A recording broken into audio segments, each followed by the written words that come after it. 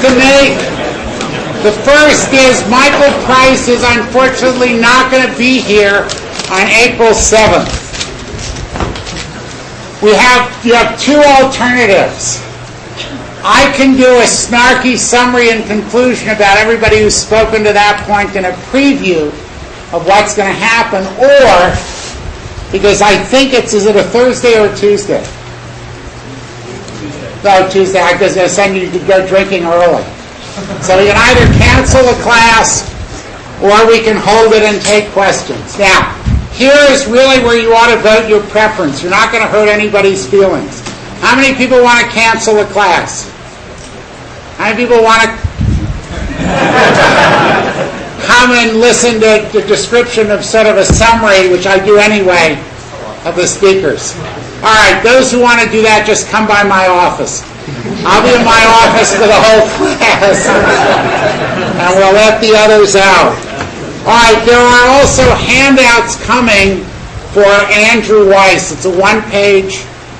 You can either post it. We made copies for you all. It's worth your doing because actually he has the single most extraordinary record since 1991, including every year in this crisis. His average return is about 18.5%, 19% after fees that can only be described as exorbitant. And he never has had a down year.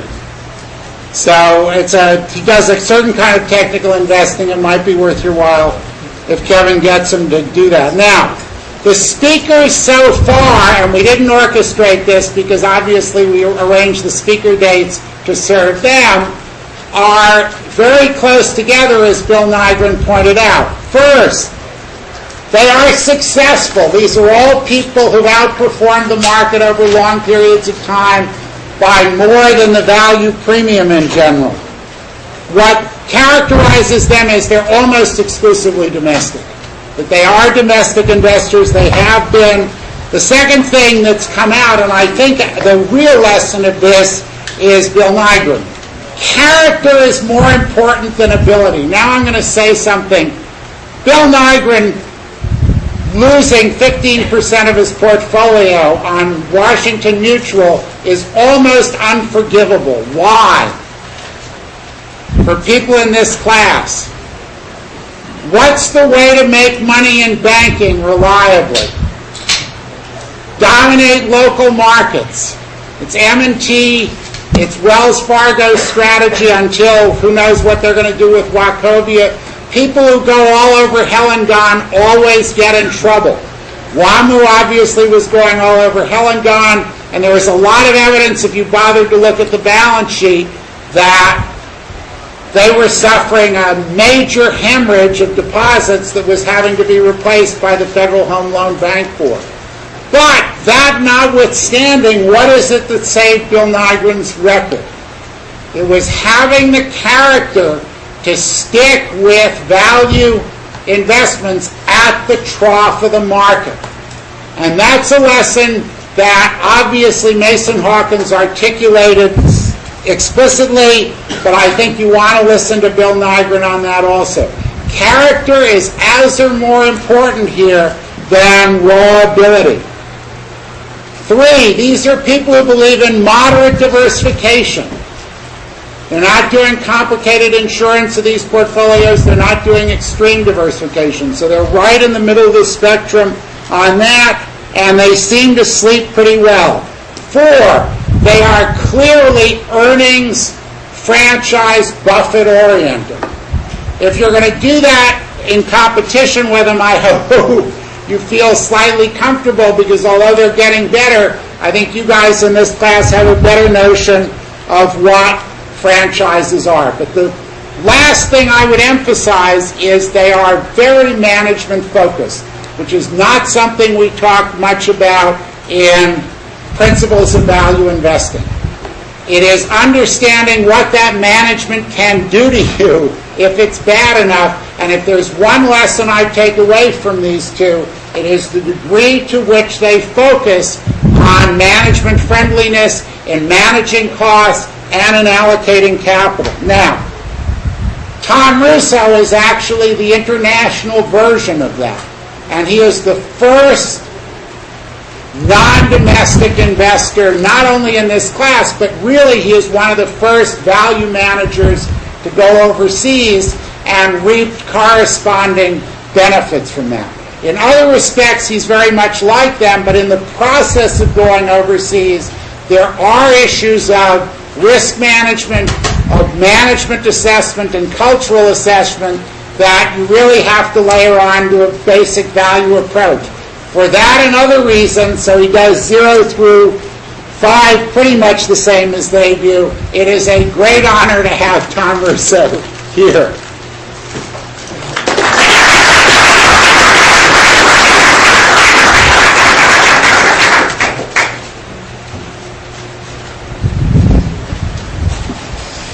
Thank you very much. That's great company to be included amongst, and thank you for the chance to speak.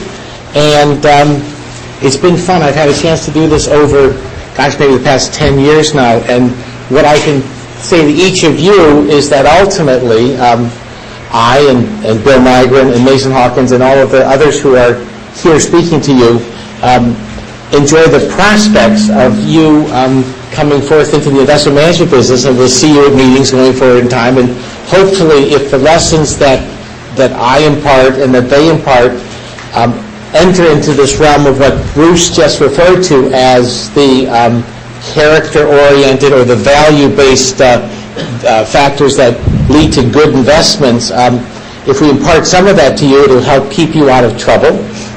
The biggest trouble on Wall Street seems to arise from the most precise solutions for how to eliminate the risks of Wall Street, and that precision, unfortunately, is typically false. And if you don't get the character and the big questions of corporate culture and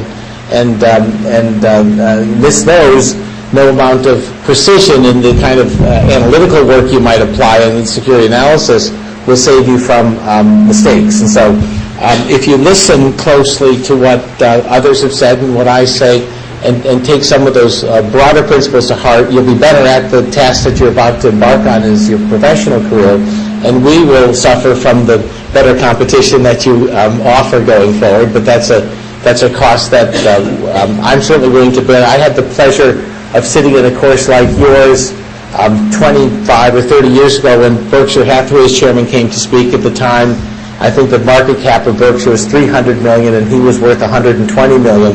And fast forward to today, you know what the numbers look like. And it was just by the application of fairly simple, non-elaborate investment principles that got him to the place where he is today from the starting point, which is where he was when we met with him in 1982. So I will not have a substantial amount of, clearly I won't have the type of academic rigor that you will hear from other investors.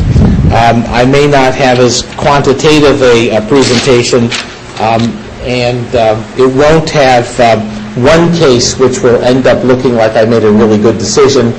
In fact, at the end of this discussion, if we have a chance to talk, you probably are best advised to ask me about my worst mistakes, and those are much more instructive than if I showed you a case that worked really well, which is devoid of the real learnings. My presentation won't seem that sophisticated, and I was reminded of this when I spoke recently at another business school, and a person before the meeting asked me if I'd read Fooled by Randomness, which I think was by Taleb, is that right?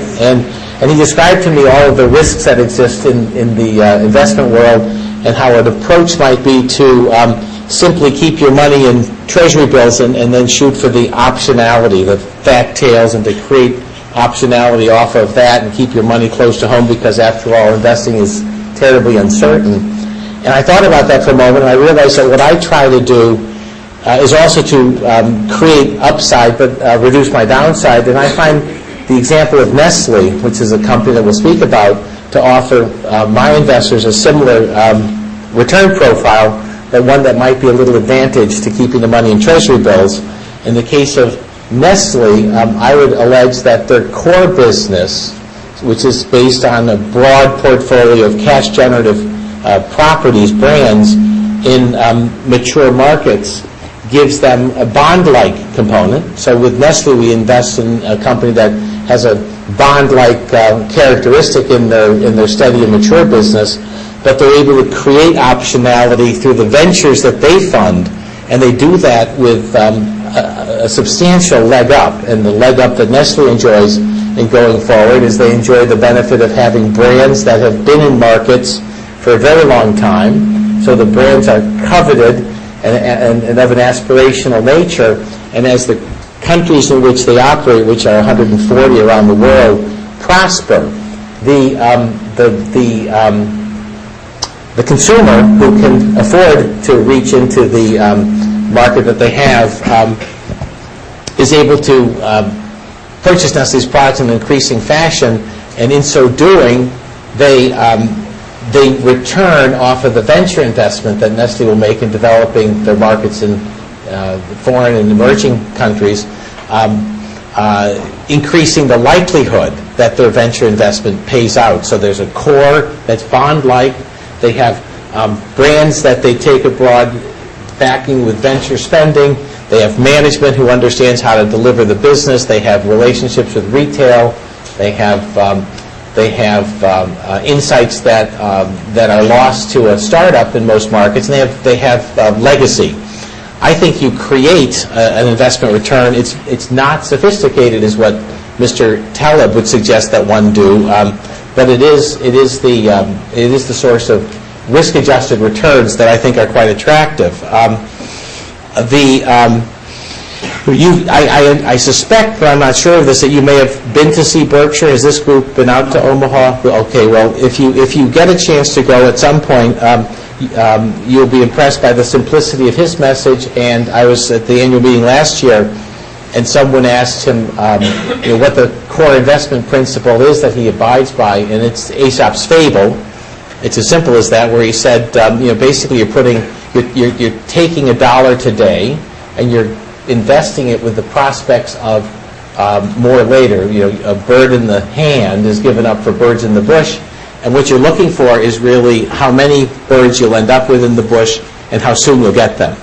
It's not much more complicated than that in the investment business that I practice, nor for Warren.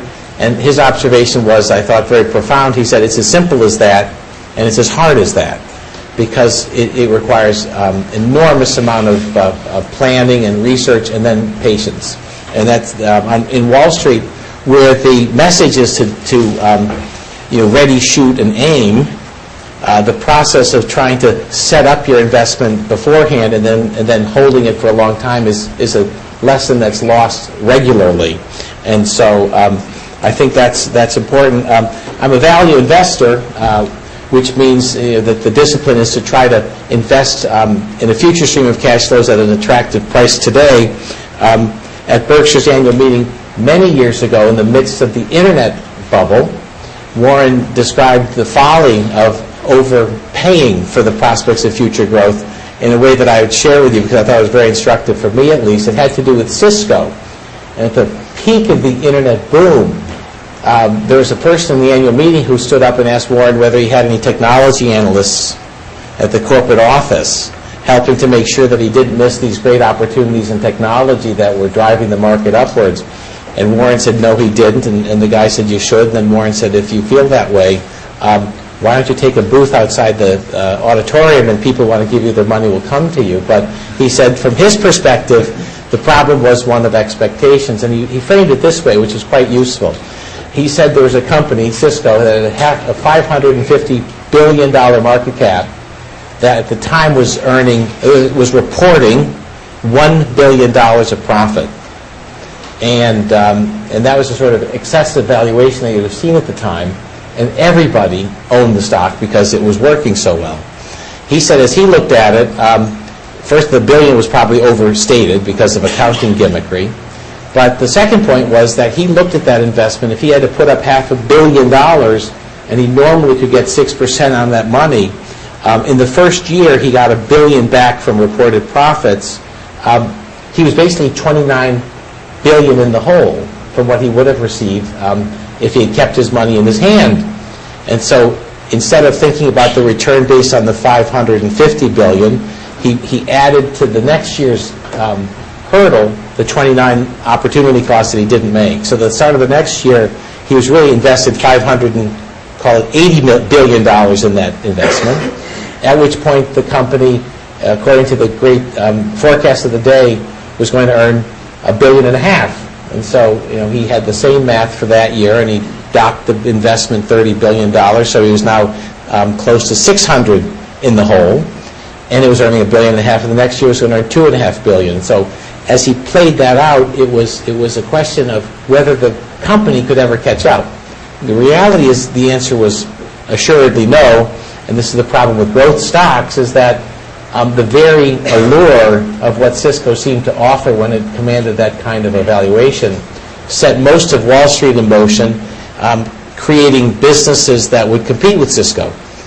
Venture funds amply recruited Cisco's workers to go form separate companies, and before you knew it, the world that Cisco faced was a much more competitive world because the appeal of that high growth sowed the seeds for its own inability to deliver because competition came in based on the sizzling prospects that company offered. And it just reverses on its head the way that you can make money in investing, where you buy something that's undervalued to begin with no expectations. It then in turn grows, and your investment cost fixed up front becomes increasingly undervalued as the business shows its ability to grow from its intrinsic value upon investment at a rate, and your investment then is a discount to begin with and is drawn up alongside of the growth in the value of the business. I experienced that, for example, for a long time through investments in Altria, which is the parent company of Philip Morris, when for years it traded at an enormous discount to its value because the fear of the American investor over litigation meant that nobody would apply a multiple worthy of the business's intrinsic value to the shares. And during that time, what Altria was able to do was to take all of their cash flow from the North American operations and reinvest behind global growth, so that over the course of time, they started with $5 billion of profit in North America and $1 billion abroad. And over the ensuing 15 years, the U.S. profit stayed at $5 billion, but the international profit at the end of the day was closer to $15 billion. We were able to invest in it comfortably throughout the whole period of time because it remained undervalued as a result of the concern over the risks that were knowable, and the market didn't pay up for the ability for it to grow. And so the initial investment, undervalued as it were, and then the company's compounding in value subsequently meant that as a value proposition coming in, we enjoyed the benefit of a sharp compound going forward. So I tend to spend my time looking for businesses, spending all of the time thinking about the prospects that a company like Altria will succeed in its mission of developing its business abroad, whether they have the brands and the people and the tolerance for investing in growth, even though it depresses current earnings. And that's really where I spend most of my time, in the broad discipline of academic finance that Wall Street embraces heartily, is something I really spend very little time on, with one exception, and that's the field that Bruce will touch on frequently, which is behavioral finance, and the kinds of predictable mistakes that investors make, and I would count myself among the mistaken in that area. And two that I would highlight. One is a commitment bias, and I was introduced to that concept by Seth Klarman after he spoke at a Grant's Interest Rate Observer, and he described a reality which I'm certainly victim of, which is that once you make an investment, everything that you read about it subsequently is filtered in a way that confirms your wisdom for having made the investment, and it's surely the case. And so I know for myself, I'm an extraordinary critic of new ideas and a big fan of my existing holdings. And so you want to make sure that as an investor you can keep that instinct in rein as best as you can. And then Bruce has described another one after the 2008-2009 market crash. He described one which Columbia, Bruce alleged, probably had done the least good job protecting investors against. The three things that he graded himself on: one was security analysis, and he gave Columbia high marks. The other was risk, was asset allocation, for which he gave Columbia great marks. And the third, which I found most intriguing, was risk management, and that has to do with the portfolio balance. And he made a point which I gather is the subject of academic research, which says that a portfolio manager like myself underperforms in the portfolio that they deliver for investors what the portfolio holding would have delivered if it were equally weighted. I find that to be very interesting, and certainly in my own portfolio, I have 30-some percent, maybe 33% of the assets in three names: Nestle, Berkshire Hathaway, and Philip Morris International. And for example, in 2009, the portfolios I oversee were up 27%. Those three, the largest of all positions, were only up on average 14%. So it's an example. Now, I did that with the idea that those, to me, are the best risk reward investments that I can find in the world, and so they receive that allocation. But it doesn't always work that they will deliver. I thought of that reality as the source of my future returns, my coming years, because the businesses grew in value more than 14%, even though the performance of their shares were somewhat weak relative to the overall. And this year, for example, Berkshire in that setting is up something like 25% year to date. So it's making up for the amount of time.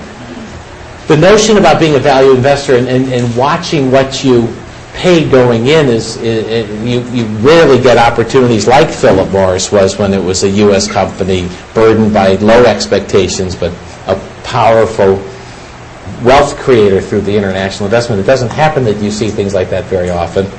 But the notion of buying well as being an important component of the returns showed up in Berkshire's annual this year when Warren suggested that since 1965 the book value of Berkshire had compounded at 22%, but that the shareholder return, which is simply the movement in the share price over those same 45 years, was 23%. So it was a 1 percentage point greater. He happened to compound the total book value at 440,000% over those 45 years, but the share price went up 830,000%. And the difference was that when he invested in Berkshire, he paid a discount to its book value, and today it trades at a premium. And that crossover over time added 400,000 percentage points over 45 years. And I think those are the percentage points that you want to shoot for as investors when you graduate. The extra 440,000 would get you a long way, that's for sure. I'm going to try to move this thing forward here. Part of the presentation left. Okay, so as I said, it's going to be a little more color than you normally get and more contextual. This actually reminds me of the comment about Bill Nygren. This is a Cape buffalo, and in 2008 in June, my family and I went to South Africa, and while there, not only did I meet with the heads of 2 of my portfolio companies, but we also went searching for the Big 5 game. And as we did every morning, we'd get up, and the guide would show us one animal after another, lions, leopards, chameleons, anything we'd see, anything at all. And invariably, they would say, if you separate from the group and you find yourself alone and you see this animal, whether it's an elephant, a rhino, black rhino, lion, leopard, whatever it was, and they start charging, stand still. And if you stand perfectly still, they'll avoid you, they'll ignore you. And we went through 3 days of this, and finally we came upon this thing, and they said, that's a Cape buffalo, and if you ever separate from the pack and you see one of those charging you, run like hell. And the story there is a lot like what it felt like being an investor in 2008, because throughout all of the market cycles beforehand, what we had been told is you find your portfolio, test it, make sure that the positions are what you want to stay with, and then, in a market downturn, use it as your friend. You can add to your positions and all the rest. And when you go through something like 2008 and then early 2009, the question is whether or not you're facing a Cape buffalo, where what you've been disciplined at doing for all those years no longer works because there's something new in afoot. In a market like 1999, when Cisco was egregiously overpriced, you could comfortably stay the course. In a year like 2008, going into 2009, when there was a whiff of financial catastrophe, systemic, it was much more difficult. And when Bruce gave Bill credit for staying the course, it involves character. It also involves client permission. I mean, we manage money at the mercy of those who entrust us their funds, and they run in any animal, and we're supposed to stay the course. And every once in a while, you have to confront something like that. The payback, however, is interesting. I look at the returns for Sempervic, the partnership that I'll maybe be able to show on the screen, but the reality is in 1999, the partnership was out of step with that egregiously bull market of the internet time, and we were down 2%, and that year the market was up 27%, and I allege it's the best year I ever had because my investors allowed me to stay the course investments in things like Altria, or Nestle, or Unilever, Diageo, any of the kinds of consumer brands that I focus on in global markets. They let me stay the course, but with investors who have different expectations, they would have been desperate to catch the wave that seemed to reward so easily, and there would have been a pressure on the investment process to give the investors what they want. And the ability to stay out of step like that in 1999 had a very important consequence. And if I look back over the 10-year record from this point back to, say, February of 1999, February of 2000, I guess it would be now, our return's an 8% compound, and the S&P's down 1.5% per year compound. That return only came about because we didn't flinch and run into the seeming warm embrace of Cisco at a time when staying your course paid off. And I don't think in my career I'll ever see a period of 10 years with an 800 basis points outperformance. It started, however, at a time when I was most out of step with the market than I'd ever been, a full 29 percentage points behind the market in year 1999. So this stands for the value of staying your course. The next is just an expression of what Berkshire referred to, and I certainly believe it. The question, and this is very research driven, what will be the payoff in the future for what you give up today? The best businesses in this area have one common feature, and that is that they're willing and able to make investments that are currently oftentimes consuming of reported profits. So if you start with an investment in the company that's directing their cash into new markets, into new businesses, you're going to have a business that underreports profit for quite a long time. And the vast bulk of companies in America, less so in foreign markets, but certainly in America, adopt just the opposite approach, which is that they tend to take steps that over-report current earnings and end up harming their long-term prospects. We saw that more clearly in 2008, 2009 than ever before, because by that time, Wall Street had created a fiction amongst companies in North America that if they were willing to use the commercial paper market to fund their entire liability structure, they would be able to report much higher profits because the cost of commercial paper at the time was below 1%. And the normal cost of borrowing would be 4 or 5%. So much of corporate America going into the crash of 2008 was exposed to the credit cycle in a way that was imprudent from the start, but involved the business's desire to over-report profits near term by transferring a normal balance sheet exposure on the credit side to overnight money. And they were assisted in that process by Wall Street, who had instruments that would surely allow them to swap their commercial paper into 5-year notes, to swap their dollar liability into foreign currencies, to do any number of things, but for one problem, which is that they presumed that markets would stay open.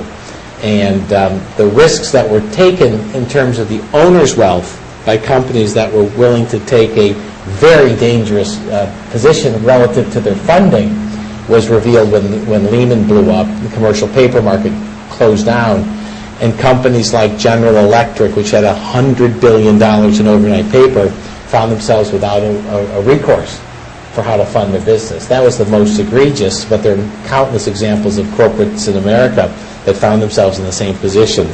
It was based on inverting this sort of scale to favor the current and risk the future. Our largest holding in Berkshire did just the opposite and has paid a big dividend because of that. Going into that same moment, middle of 2008, Berkshire had $55 billion of its assets in overnight paper. So Berkshire, completely in contrast to General Electric, which tried to overstate its current income by using overnight borrowing, Berkshire, in its desire to preserve its wealth, kept all of its money liquid, earning only 70 basis points on $55 billion. So the flip side is Berkshire is effectively underreporting its profits by the amount that they didn't make on that short-term money, waiting for an opportunity. GE overstated its profits, thinking that the market would reward them. In a crisis, they had to go to Berkshire, and he offered them 10% money, and they were glad to get it. He offered Goldman Sachs 12% money plus warrants. They were delighted to get it. And it's the discipline of holding on, focusing on wealth, not reported profits, that leads the scale to favor certain investors over others. And I think it's an important lesson. As far as the character that Bruce referred to, it's equally important to find quality characters to run your business. Most public companies, as I said, run for the short term. It's less in foreign markets because the compensation doesn't drive returns based on short-term results nearly so much as in the U.S., where so much of the compensation is driven on options and equity options and meeting near-term objectives to show smoother than natural results. Foreign companies have less of that. And this was a graph that was shown by The picture shown by the CFO of Nestle at one point when he described his time as the country head in Japan, and he liked this picture mainly because of the temple, which he said was 700 plus years old, and he said there's not a single piece of wood in it that's 700 years old, but the temple itself is 700 years old. And what that stood for to me was that much like this temple, a company like Nestle has core values.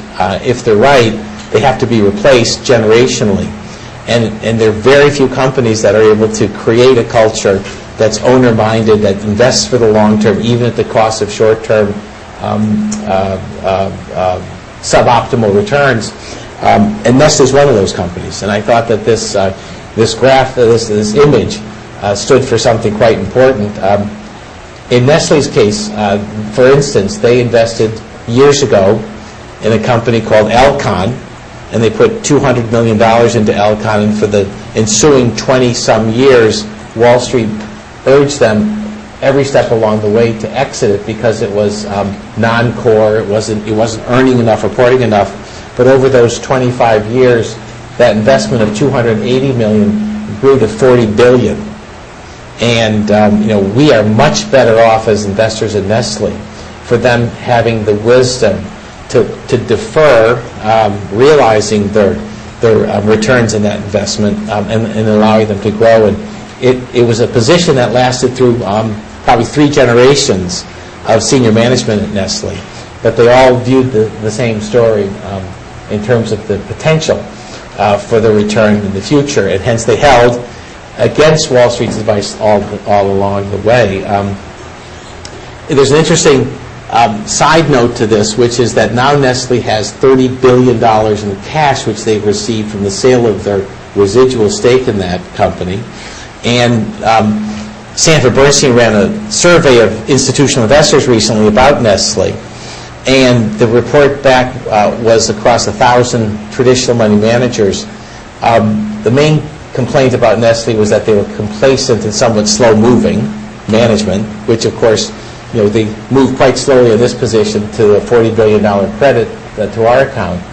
But the other thing that was the source of the criticism of Nestle at the moment was that they had $30 billion on their balance sheet in cash, and that wasn't efficient, and that wasn't optimal.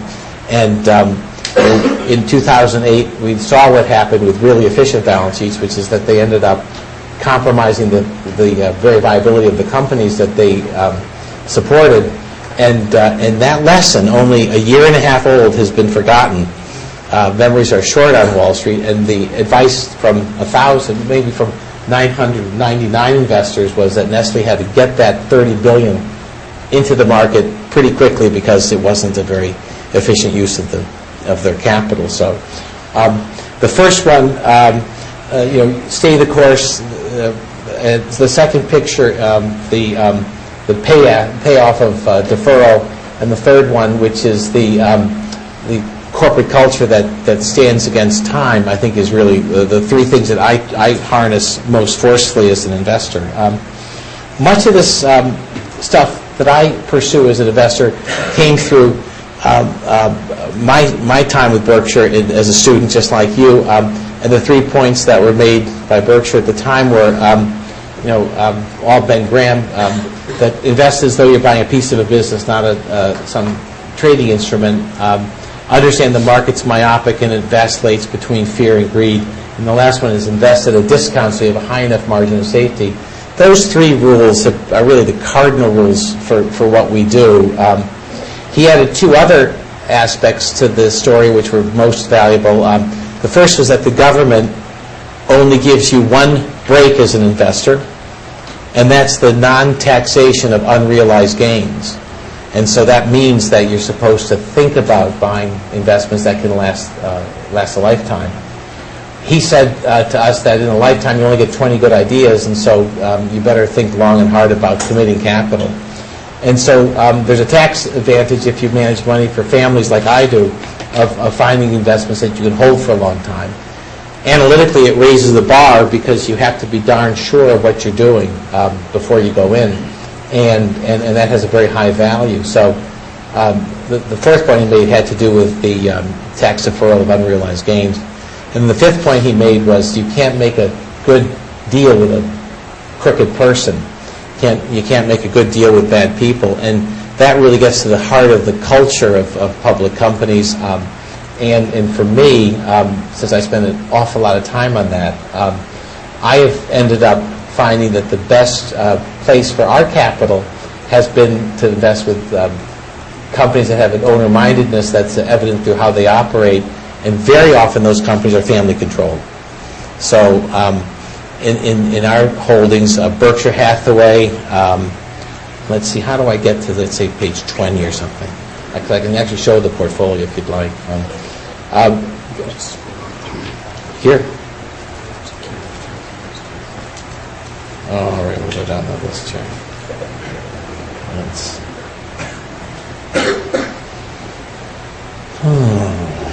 Okay, so just this thing here? That's quick. Come on. Okay. Okay, I've exhausted it. Sorry, folks.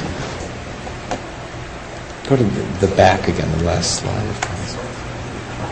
Keep going.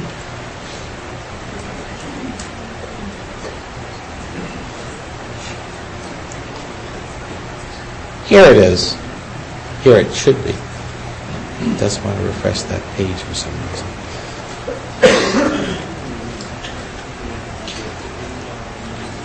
That's good. Yeah, that's it. There it is. So anyways, Nestle's not family controlled, but their values are as though they were. When the chairman responded at one point what his planning process was in Nestle, he said that at Nestle they have a 35-year planning horizon, but they break it down into 5-year increments.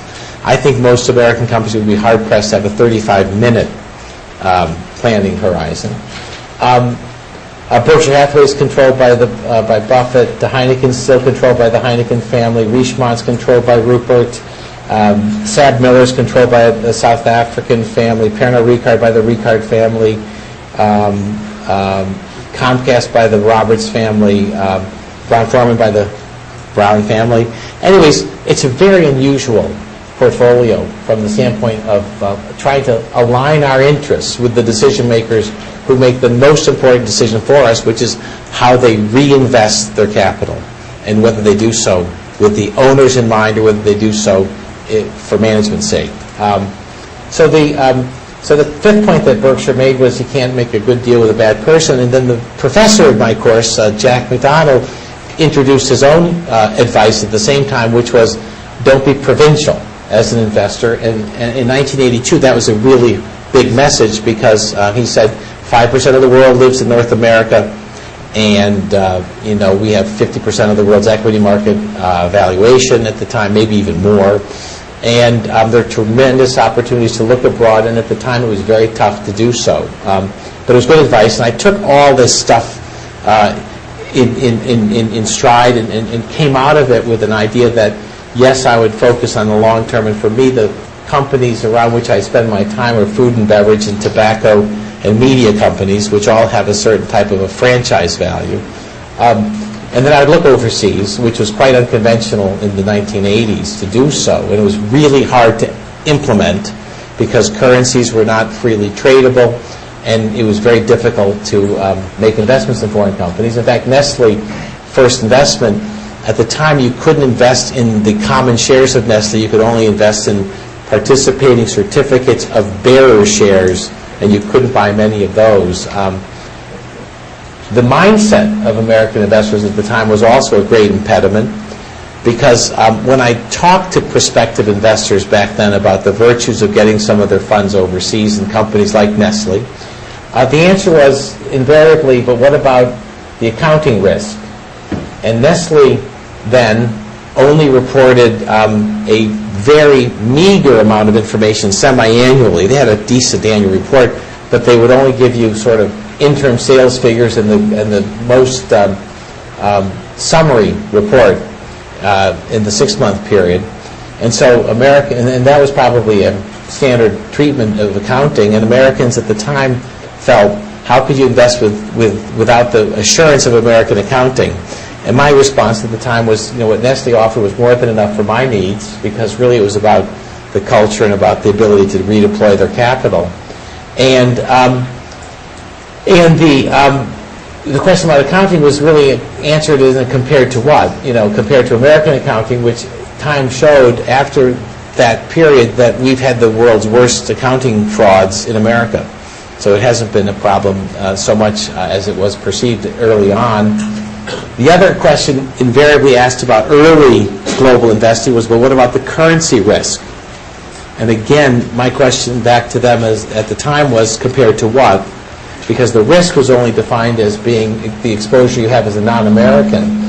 And I, in a class much like this, had many classmates who were from abroad, and invariably the international investors had a leg up on us because they knew that in no case would any of them, as often wealthy family members, would ever consider putting all of their money in their home country, because they realized the peril of politics. And Americans in the early 1980s felt supremely confident. And over the 25 years that we've had foreign companies, the exposure to currency, not the reason we invest abroad, but the added factor of currency, is that we've had a tailwind of about 0.5% compound per year based on the contribution that's come from just the currency effect of being invested abroad. So those are the main factors that I took from the early experiences that I had as a student, of course, much like yours.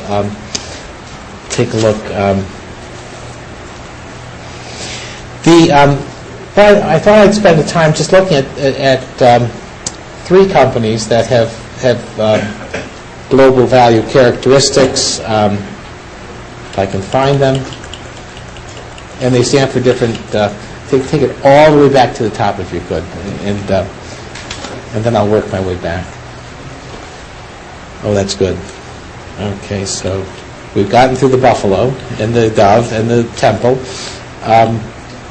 Here are the returns. As I said, 1999 in this figure would have been the best year I ever had, because it was the time when my investors allowed me to not run away from that charging Cape Buffalo. And the reason it worked so well is if you look at the subsequent 3 years, we avoided all of the collapse that ensued from the highly overpriced shares that predominated the returns of the major indices. So Nestle, why such a fan? They have broad global reach.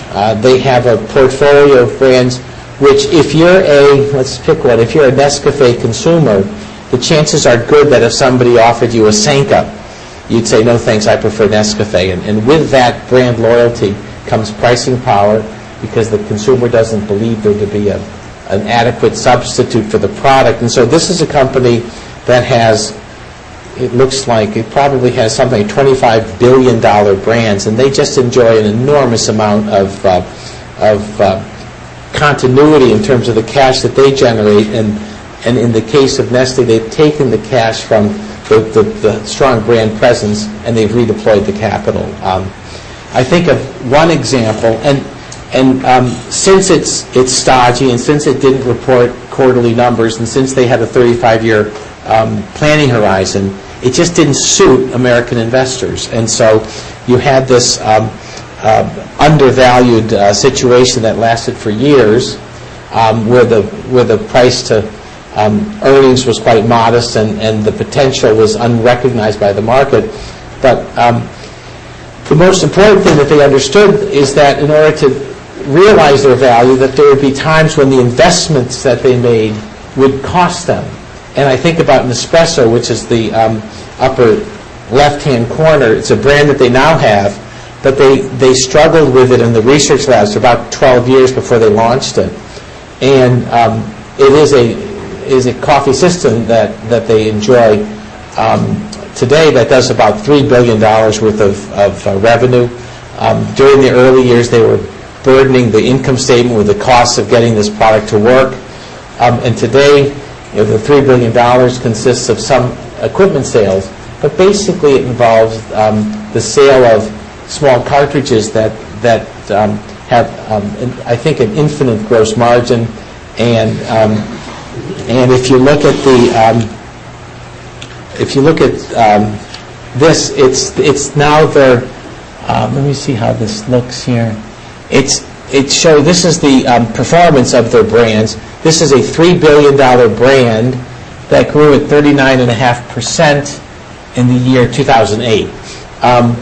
That was a business that they stayed with. It cost their income statement a considerable amount during the development phase, but getting it right made all the difference in the world. I'll tell you a contrasting story.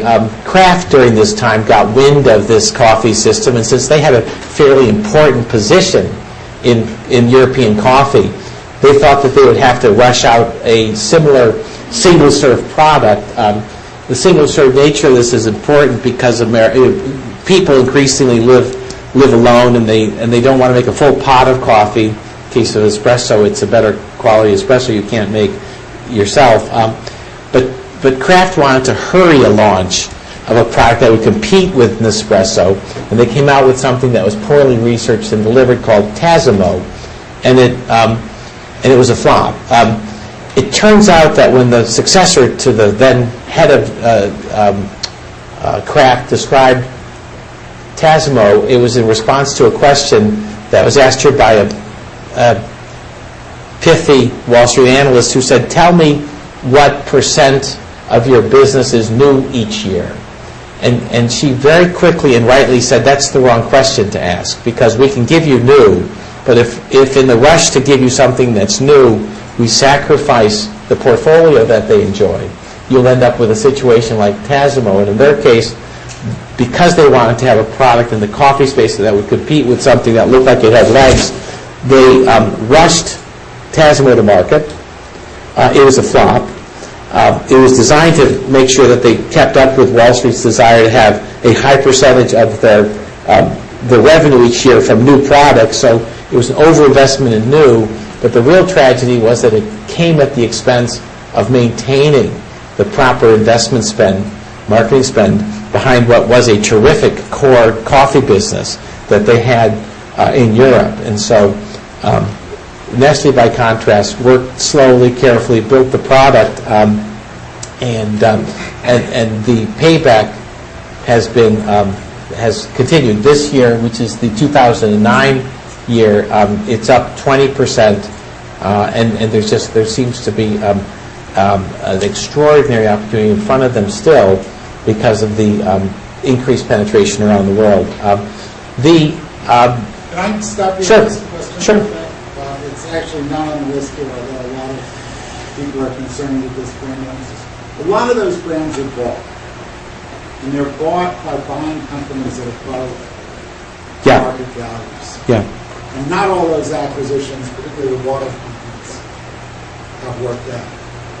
How do you take something like that into account when a company like Nestle grows? Well, it's one of those things. They have to be willing to stand in their own way. Now, for example, they just acquired DiGiorno. DiGiorno they have $30 billion. And the hot breath of Wall Street is right on their back saying, spend it.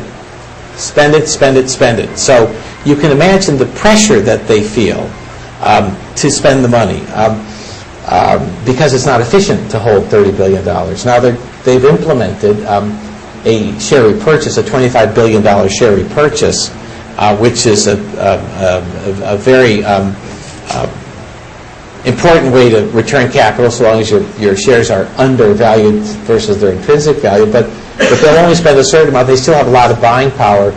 And Nestle came in recently to the Cadbury acquisition, where there's a fight for Cadbury, and the buyer was Kraft. And Kraft knew that Nestle had $30 billion in its pocket and could be a buyer of Cadbury.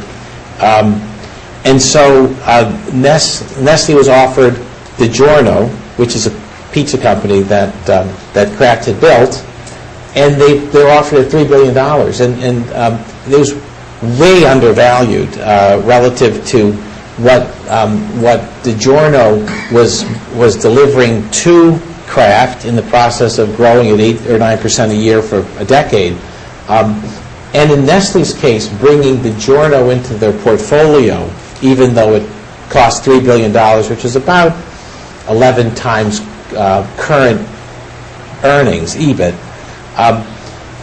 it offers them an enormous opportunity because they dominate the frozen food distribution. They have already Stouffer's, they have Lean Cuisine, they have Hot Pockets, which you may know is a perfect dinner for a student, which is sort of, and the head of Nestle referred to Hot Pockets as a perfect product because he recognized that 50% of all food is consumed away from home and 50% of that is consumed in the car, so a Hot Pocket is designed to sit in your cup holder.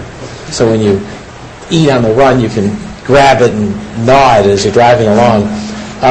But they have dominance, major market share in frozen, and they're bringing in a brand that will be elastic. So they believe, and I think they're right, that they will be able to brand the Hot Pockets with the DiGiorno label. They'll be able to use some of the pizza lines under the Stouffer's or the Lean Cuisine line. They'll be able to extract from it brand synergies, which I think are going to be available, and certainly factory and distribution savings will be theirs to enjoy that Kraft didn't have because Kraft didn't have any other adjacent frozen products. I think it will pay out over time. They've made some bad investments, and Wall Street encourages them to spend. That is the discipline that they have to resist. Do you ever consider selling when they make a lot of bad investments? Yeah. This company sold it? Never. All right, somebody here had a question about it. Never. Okay. Here's why. I mean, this is the chart that keeps me at the table with Nestle, and it's the same chart that applies to so many of the companies in our portfolio. It means that you have in reserve, as companies move up the disposable income scale, they move from at 2,700 on the far left to having basically non-processed food. As they move up, they spend on processed food, then they spend on branded food, then they spend on branded food that have health and wellness attributes. But really the important thing is that where the world exists in the 2,700 GDP is the part of the world that has 3 billion people. It's a part of the world that is yet unpenetrated. And it's the place to which Nestle is committing its capital to develop and extend their existing products. That's really the story, is whether they're able to have an opportunity to redeploy their mature market cash flows into parts of the world where you're going to move to the right on the x-axis, and in the process move into what is already available but not yet consumed broadly enough.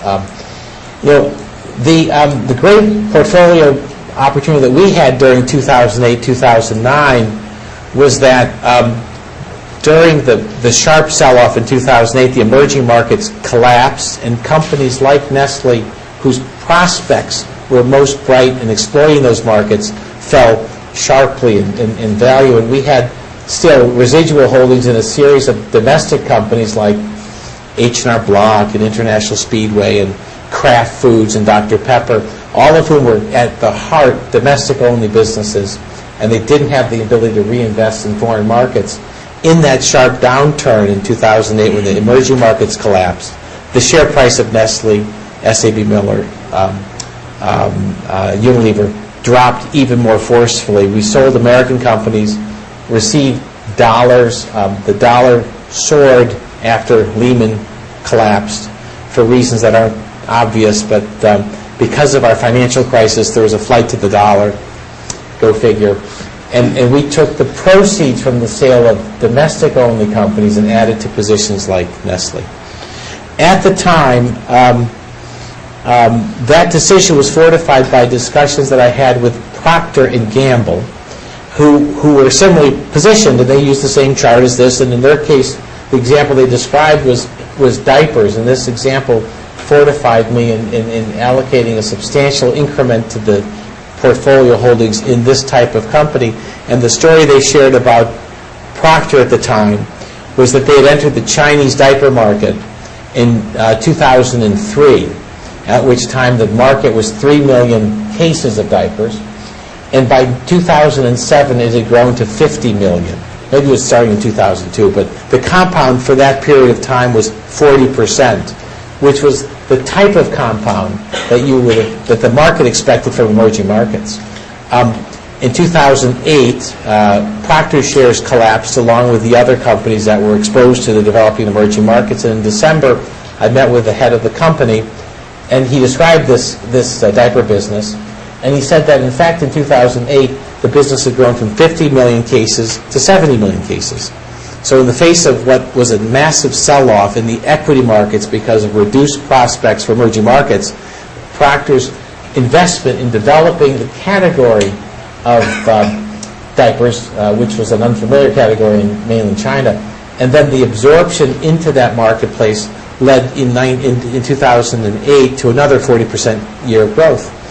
What really cemented my interest in this investment thesis was that they said at 70 million cases, they only serve 4% of the target market. So they had very low penetration, they had nice brand awareness, low penetration, and that the 4% who use diapers only use one diaper per day per child. And so however many of you are parents would know that one diaper a day just isn't enough. And so it starts them down the path, but what was so forcefully expressed was the growth continued, the penetration was extremely low, and the frequency of use was extremely low. And so if you said from 4% you get to 6% penetration, and then instead of one diaper a day, 2, you can quickly see yourself marching up the scale economics of a business. Now, they weren't making a lot of money in the early days. They were investing, and at the time of the meeting, Procter said that they would commit to invest in the next 22 factories that they build would all be in markets like China. So they have a total of 25 planned projects for the coming 3 years, 22 of them invested behind the kind of growth that they could see in that company. And really this chart is what drives my continued interest, because we're still so low on that consumption curve. People often ask, okay, fine, you're interested in the international, especially the emerging developed markets, why not invest directly in those markets? And I have a couple of responses. First, it's unfortunately the case, but regularly, all too regularly, you hear about the companies that are domestic only in a market like China, adulterating products. I think of the milk business in particular, which Nestle competes in, and every 6 months or so you read about another company that had used a melamine additive to milk products, which end up killing kids, and they take out the head of the company and often shoot them or penalize them or sanction them however they can.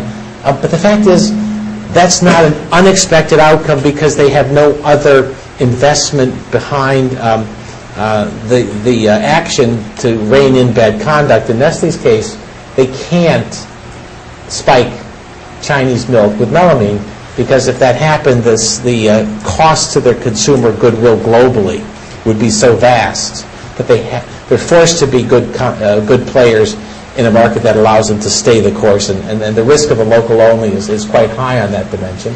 The other thing is, at some point, even China will run out of rope in terms of having attractive reinvestment opportunities, and in which case an only Chinese company won't have the ability to take their capital and go to other markets. Nestle can move from one market to another. Then there's a whole litany of sort of quality of reports and sort of a corporate culture that keeps me more inclined to participate in markets like Nestle in China through the multinationals. To your question, do I ever sell? One example right now that I do own in the portfolio that's not international is Comcast. They're in the midst of buying NBC. That is a investment that's large, it's firm changing, and it may be enough to cause me to sell that position. It's it doesn't have the natural ring that the businesses that I've referred to has. Nestle, it's a question about the reinvestment opportunity. I'm going the wrong way here, sorry. My God. Okay, I think I'm back in business here. Another investment, I think, stands for a very interesting experience, which occurred in 2008 going into 2009, was Pernod Ricard. I spoke about it last year at this class, and it was still unfolding. I think if I go back 2 slides only. No, go back one more, I think. Is that Pernod or this? No, go 2 forward then. 2 forward? Keep that one more. That's Pernod, but I think there's one just before that. It doesn't refresh. Sorry.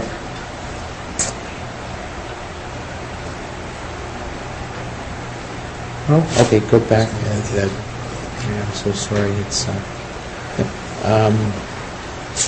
guess we're down to here. For some reason, those slides didn't take. Right there. Okay. Anyways, there's some more slides for Pernod. They don't exist, unfortunately, but here's the interesting story. Pernod, like Nestle, was very much involved with extending their business into developing emerging markets. So in their case, they have Chivas and they have Martell, which have become extraordinarily important brands for them in China, and they have a distribution system in China that they control. So they have route to market advantage. They have critical mass. They service the on-premise trade in a way that provides them with exclusivity, and in an effort to extend that strength, in early 2008 they acquired Absolut. And the idea there was that Absolut is a behemoth brand. I think it's 20 million cases, 10 million of which are in North America. And anybody who drinks copious amounts of vodka in North America would know that it's no longer a fashionable brand. Grey Goose and others have supplanted Absolut, and Absolut sort of has a tarnished feel. They still happen to sell 10 million cases in North America, which is an extraordinarily powerful brand, but it just doesn't, it lacks the luster. In early 2008, Pernod signed a deal to buy Absolut, and the thesis was that the 10 million cases they had in international markets generally are very small shares of markets, and they've been distributed in those markets at the very high premium, typically, price point, by third-party distributors who had no real particular interest in Absolut succeeding. When Pernod offered to acquire it, they offered to bring in that business in-house and then wrap around it Chivas, Martell, Mumm, Perrier-Jouët, a whole cluster of products, and then when they went to market, they would use old-fashioned muscle to make sure that Absolut got more than its fair share. When accounts ordered the product, when they ordered the other 4 brands, they were asked to place just a little bit more emphasis on Absolut, and that's sort of market power at work. The investment community was dismissive. I was quite impressed by the low penetration in developing and emerging markets and the ability to move it up because of its self-distribution. Now, they made the they sealed the deal in March or April of 2008, and then the financial crisis hit, and they found themselves with a funding crisis. They had to pay for it in late 2008 when the credit markets had collapsed. And I had calls at that point from my closest investment friends at hedge funds who knew that I owned a large stake in Pernod, and they welcomed me and said, how was I feeling? And by the way, they were short Pernod. What the heck was I doing?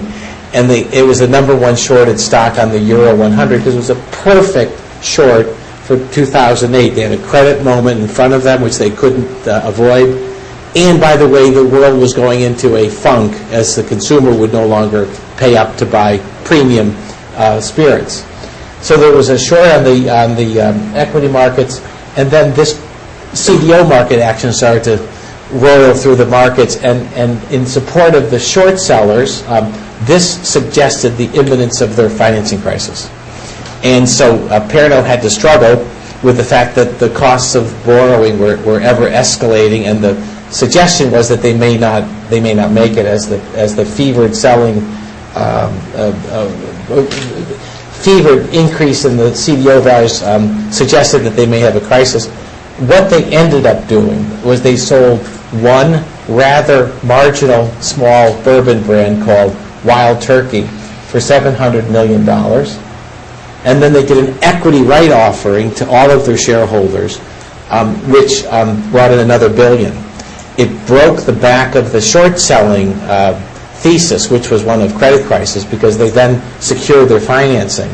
And the equities, which had dropped from, say, 70 euros a share down to 30 because of the imminence of the credit crisis, has spent the last 18 months regaining all of the lost ground. And you can see here that the credit default swaps have come back into a much more normal price. Interesting, the first step that they took in the Chinese market, which gives you a sense of what they're shooting for, this is impossible to read, was that they took what was a small market presence in China, which is 50,000 cases only in a country of 1.3 billion alcohol-friendly consumers, and they took that amount that they had in the marketplace, represented by a third party, unloved, and it was priced at a discount price.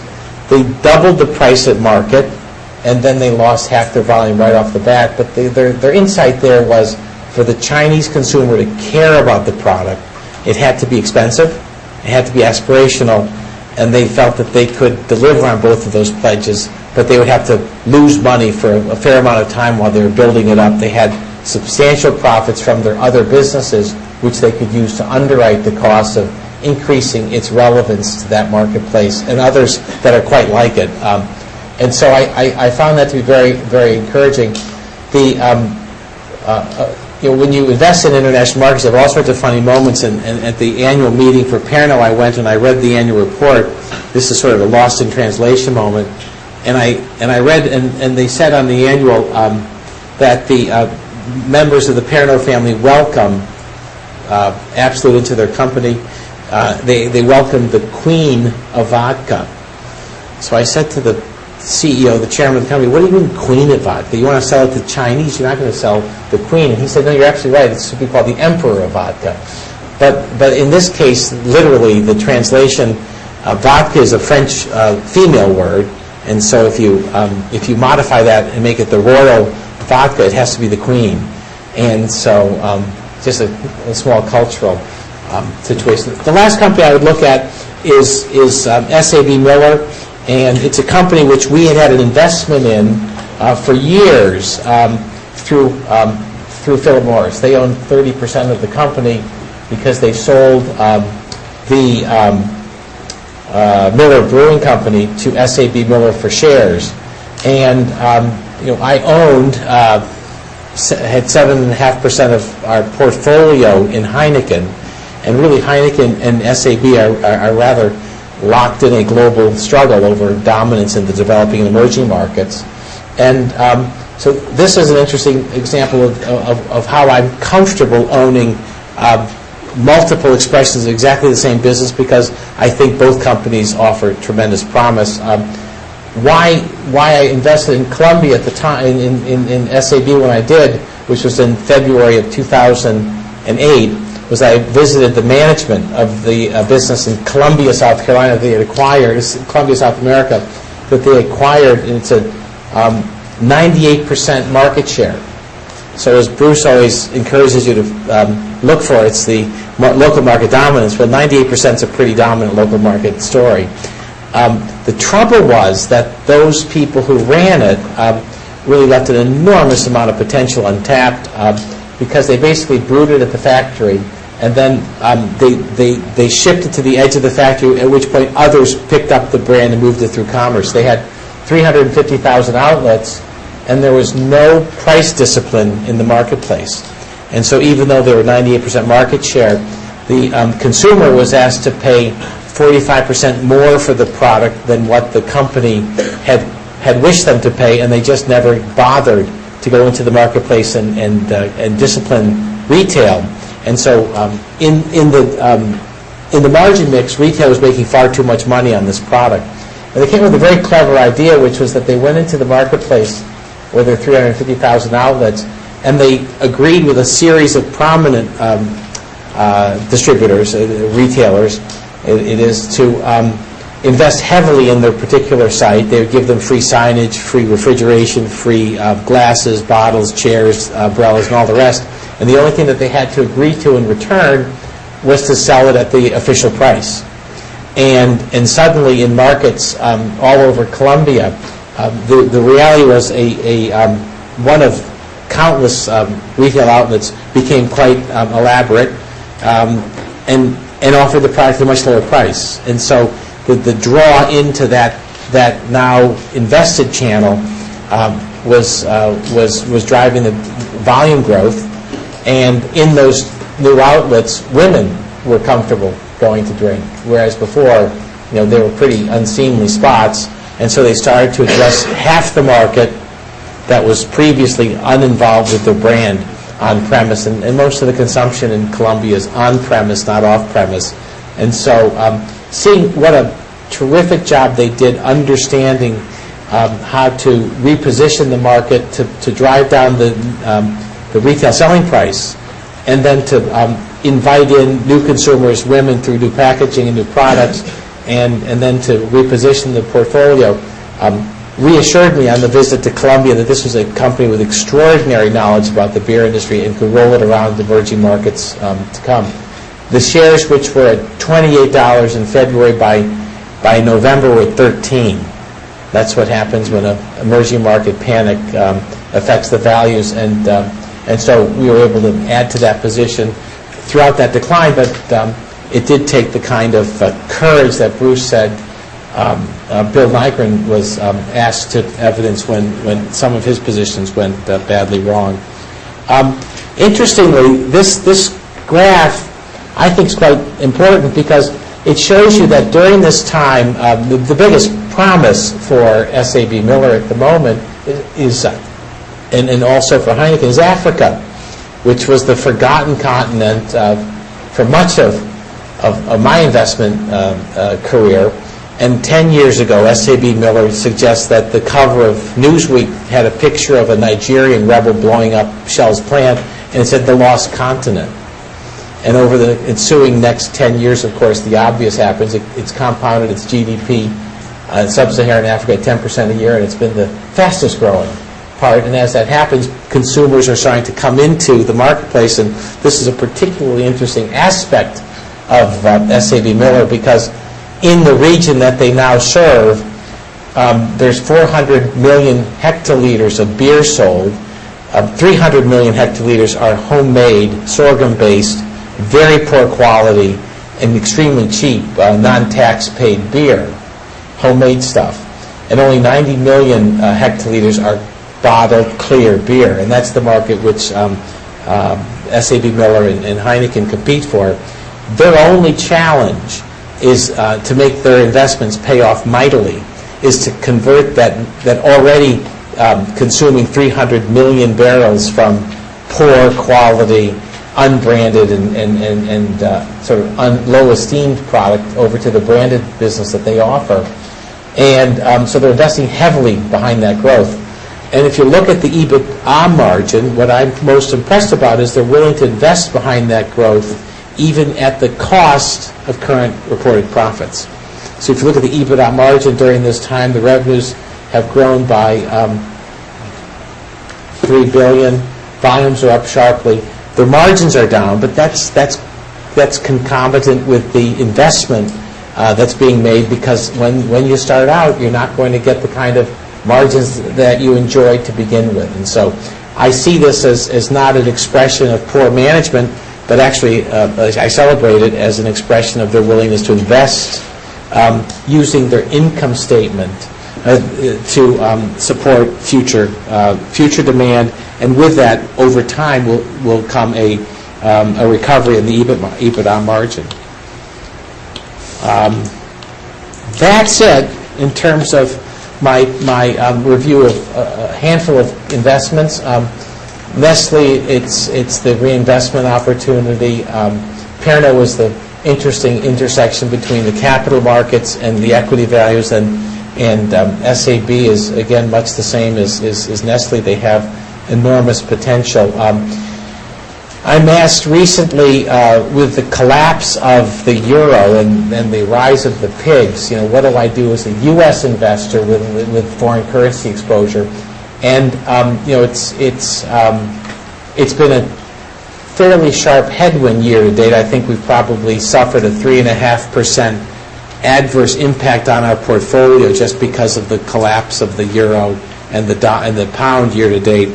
I actually say, that the portfolio we have is really indifferent as to the long-term effect. We own the businesses not because of currency, but because of their ability to invest in markets I think will pay back handsomely. And the reason why the foreign market, or the European currencies are so weak in some ways, is that the area has lost economic vitality. It's lost that vitality to the parts of the world that we address with our products increasingly. The second point I'd make is that the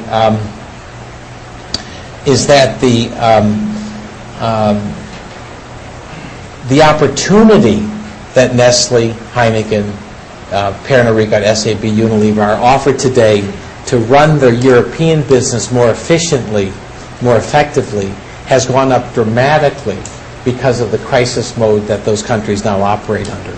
It's been historically impossible to come up with any kind of sensible work rules in Western Europe. And at this time, because of the crisis, our companies are able to consolidate plants. A perfect example would be Heineken, which struggles with an acquisition that they made in England. And in England, it's the worst beer market in the world, and there are 4 major players. Well, for the first time ever, under Heineken's guidance, the industry has cooperated to eliminate 25% of the British brewing capacity. And what's happened is that they now share capacity amongst companies to allow for higher capacity utilization to exist in the market overall. That leads to lower unit costs, but more importantly, it's led to discipline in the industry when they go to negotiate contracts with the powerful retail. And so Heineken, today when they go to Tesco, and Tesco says, we're not going to accept your price, you have to cut it, which has been the history of the last 20 years in the UK beer industry, Heineken can now say, no, I won't take that price. And they no longer have to worry about manufacturing capacity that's the dead weight. They can refuse without the fear of their plants dropping into under capacity. Give a little time to questions, because there is I'm done. stock, a lot of them want to ask about. That's it. Jared, why don't you start with Martin Marietta? And if the following people want to chime in, they should feel free to do so. This is their measure of interest. Paul Greenfield. Right here. Whit Willem, Schiltzand, Scott Siegel. That's probably enough. So do you want to start? Sorry, I ran over. Any questions? Jared. So Martin Marietta has been a four-holding year for a while. Yeah. It's a cyclical business. The stock peaked in 2007, got a pretty rich valuation on peak earnings at that point. I know, calling it top cyclical, but it's had a gradual decline since with, major headwinds. You barely lighten your positions. Like, you mean, in other words, is a 70% decline from the top enough? Well, but it's been over, 3 years. Yeah, no, 70% is a decline that you feel no matter how long it takes. But, I probably should have sold more when it got into the zone of kind of a cult-like status. I should have been more alert to that cult-like status. Now, it's quite clear that those assets in the ground, though they may suffer sale into cyclical markets, there is no more rock in the world. I mean, those who own it have a very valuable asset. And I'm sure you all know it's a natural monopoly because the rock doesn't ship well. It's very expensive to move it, and so if you have quarries, that they're I said the brands interest me because of the lack of a perceived alternative. That's why I like brands. You have pricing power with brands. In the case of crushed stone, it's not a perceived lack of alternative. It's a real lack of alternative. You can't get stone shipped into markets where you own the quarry from any kind of distance, and they're not zoning any more quarries. So in theory, though it's cyclical, the reserves are mispriced by the market, and you can see that by the kind of valuation premium that's been paid over time. The leverage that bid up the price was the sort of global leverage across all construction materials around the world, and I just missed letting go of more of it. I had sold stock, and I sold stock at higher prices. But anecdotally, the lesson that I should have learned is I was in London at a tobacco conference, and I was speaking about Philip Morris with a prominent UK hedge fund manager, and he really didn't know me other than I was speaking intelligently about Philip Morris, and he turned to me and said, "What's your position in crushed stone?" And I thought to myself, why the heck is he asking me that, other than the fact that from his perspective, and of course at the peak, it was owned by all of the major hedge funds, broadly owned, is that if I was smart about tobacco, then clearly I must be smart about crushed stone. I must own it. It was just so widely owned that should have been a signal that the very presence of that question meant that the last marginal buyer had piled in and was looking for a takeout. Let me Matthew. Is Matthew Cohen here? Yeah. Go ahead and ask your question, please. It might be relevant. My question was similar, but I was wondering how you get comfortable that you're not overpaying for the pricing power. I mean, I understand that the pricing power has remained pretty constant while their volume has come down very significantly. This is the pricing power for Martin Marietta. Yeah. Oh, yeah. Still on my Yeah. So how do you ensure that you're not overpaying for it? Well, I think I was by virtue of holding at those prices that were as high as it got. Today, the price of stone relative to the concrete, relative asphalt, relative to the contract that is granted by municipalities and by the builders who use it. Price of stone is still very, very low relative to the total cost of a job. So, it's not the sort of variable that if they raise the price 8 or 9% will change dramatically the cost of a transaction. And so the pricing power is in part, you can model it in as being not a major component of the construction costs of what you're doing. And I sort of took an example in my own sense, again, believing in the value of scarcity under this example from years ago with waste management, which was a consolidation of dump sites, which in fact are often former quarries. There was a story that Wayne Huizinga had consolidated the Florida market, and there was a story that a person was looking to get a dumpster, and there were 12 names in the phone book for people who would rent them a dumpster, and they called the first one, and they said it's $50, and the person said it's ridiculous, $50. It used to be 10, price is 50. I'm not going to do business. So I went to the next one, price is 50. Went to the next one, price was 50, and he went down the list like that. And finally the person said, look, you can keep calling, but the price is 50. And what it meant was that there was only one place to go, and the price was 50. And at the end of the day, that ultimately is the kind of power that the business has. Is there's no alternative.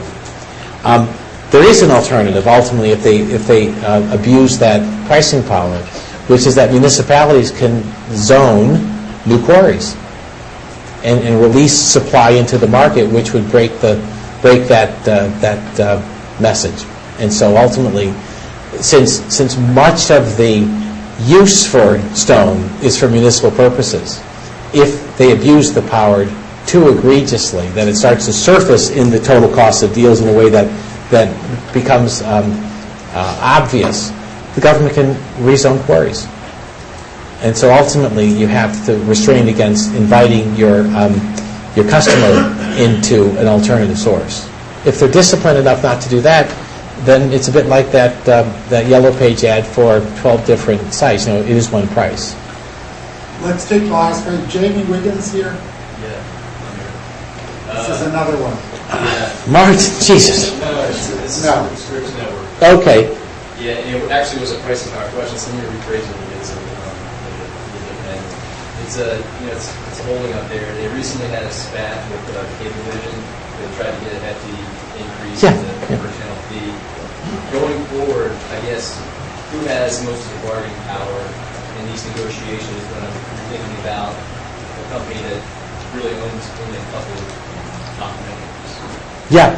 Well, one of the things with Scripps, and it's something that when I've met with Viacom, CBS, and some other companies, they said that Scripps found itself in that awkward position where they insisted that Cablevision pay them for carriage, a much higher MSO fee, and then Cablevision refused.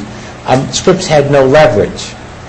But what CBS said is that when they went into the same negotiations with some of their cable charges to the MSOs, and they had pushback, they threatened the exclusive sports franchises that they have, much like what Pernod Ricard thinks that they will get by bringing Absolute into that portfolio. The portfolio effect is in play in the broadcast business. And so for CBS, who felt like they had, independent of the property that they were trying to increase prices for, power over the network because they could pull back content that they depended on in other areas, they were able to get through that negotiations with a high increase without any disruption. Cablevision looked at Scripps and said, well, we can muscle you because you have nothing else to offer. And what happened then, it became a public fight, and they finally got an increase. And ABC did the same thing, probably around the time of the Oscars. You probably saw that. The longer-term question is, how will you get paid for the content at Scripps? And at the moment, they've conceded a relationship with the MSOs as being the major way that they would get to the consumer. But they have content that the consumer covets, and they have other ways to get to the consumer. Increasingly with technology changes, they could go through the internet. They've chosen not to because they get such a large amount of MSO fees, but it's a trade-off. And as a business, it's difficult for Scripps to throw its weight around, even though those two networks that they command are very popular.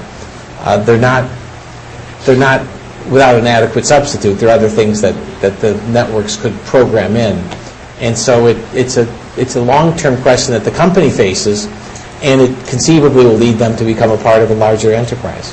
So there's a chance that you'll end up seeing it acquired by someone else for that reason. Tom, thank you very much. Thank you.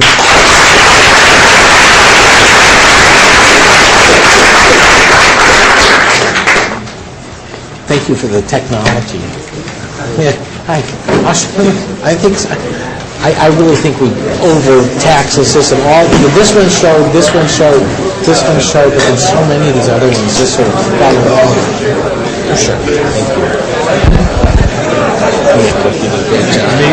Uninsured services. Yeah. Hi. Hello. Great. Thank you. You should get something you'll get some highly appreciated junk bonds. So the only thing I don't have a problem with is when you go through this foundation, and then hopefully help start that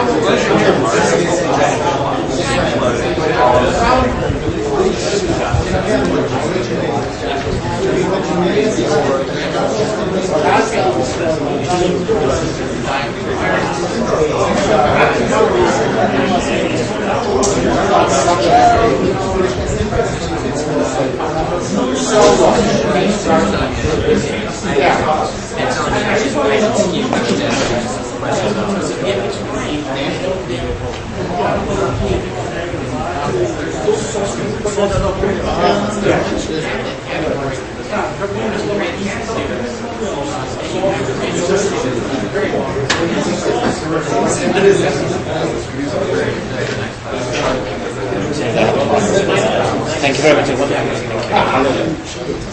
Thanks, buddy. So, I mean, I'm serious. If you're serious about this fine.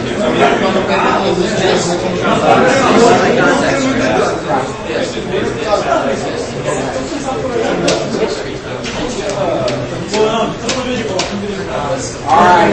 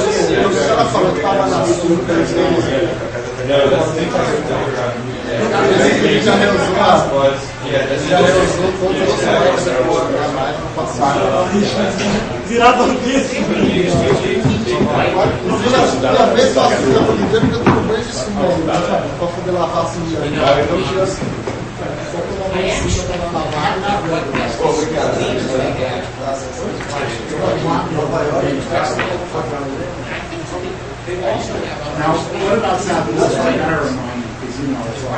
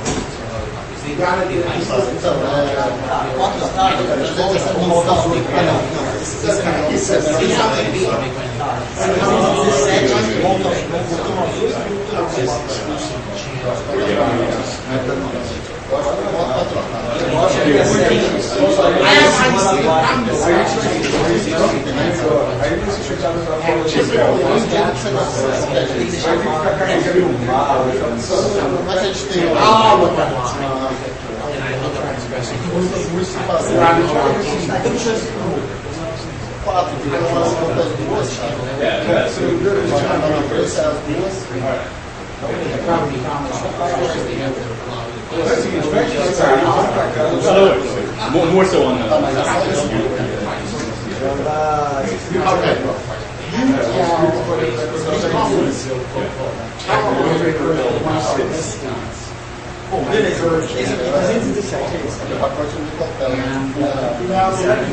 Because think about it, if I get filled this in the rest of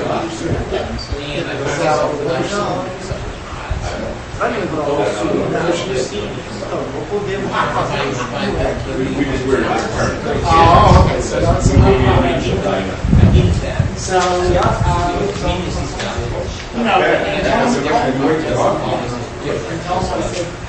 I thought you were really worth talking to. And I'll know, you know, the emails about you, so rather than I just call. See, I call it off to them. What I got to do is I got to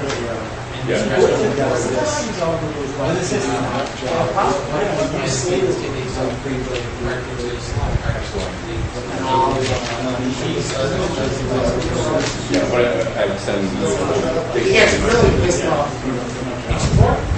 One woman was just terrific. And all she wanted to know was how much I was. Where do you work? They don't hire me. And you're not going to say what you do is pissed off. There's someone good.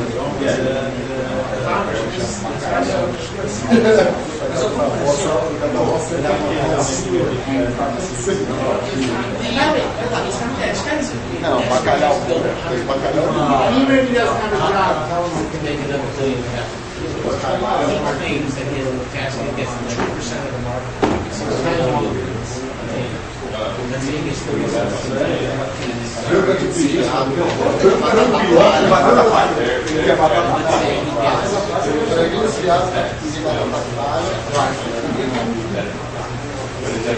It's not bad. then, if there's a picking, he has to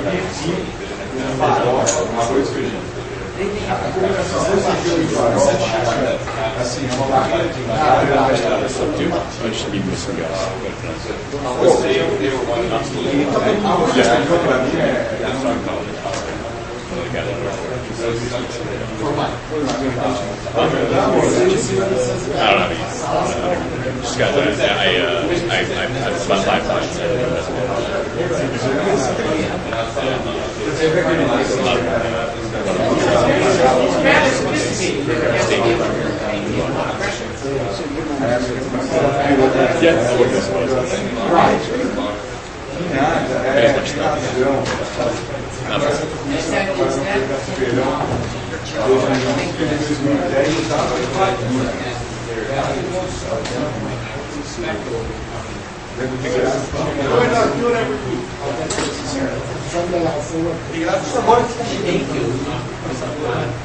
It's also yeah, they do have that.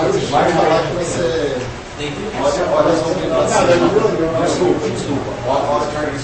One of the things that we could do for in Europe, is organize subcommittees. There are like 5 I don't know. and when you order them, if somebody can go over the okay, so give it It's an interesting topic, and I got a little more about it. It's especially after the moment of somebody's they sent out a fine. I'll at least like I rainforest free coffee, you know, rain, it sounds good. More available. Despite my When the anti-white stuff came out, I got it. when I need to I think it'd be the post it. yeah, the prep is right. And some money was okay. He's the Confederate.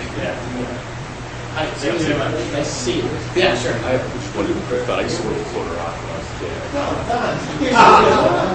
Now we're talking.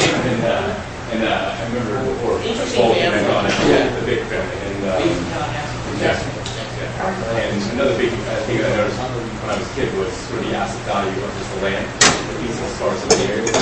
Everything you spoke as far as pricing power, more difficult to move the aggregate. Another thing is all the mineral rights and water rights they have underground, which is not shown in power sheet all the natural gas and the places we speak to. Yes. Oh, so they have the full fee. A greater, They have the full fee. yeah, greater asset valuation for it's not part of this. Yeah, Chris, I really simple when I first started this business. When are you going to go far? Why is it good business? Agriculture, and then it's better. The fact is, you've got this hole around, you fill it up, and when you fill it up, you can develop it.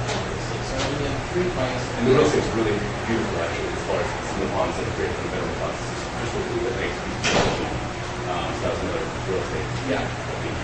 And then you develop it, continuing on with it, and all that stuff, you know, well, it was wiped out for that $190 valuation. That was just Yeah, no, I'll take it right now. If I was looking at it like today. Yeah. No, but the kid was asking for is, do you have a metric that you use to track how crazy the price is? Yeah, I mean, mine was that anecdote, what are you doing in agriculture? Because I just know me. I think the value, I was asking recently if I was a question about the back, and they're sharing some questions. I said, what do you do bakery? When I first invested in this stuff, nobody knew about agriculture. Now, ultimately, my risk is that, you know, I would be on some of that other questions, so who would invest in? But Nestle's when they say currency. Nestle is fluctuating, but we know we have a Nestle position, and it fluctuates.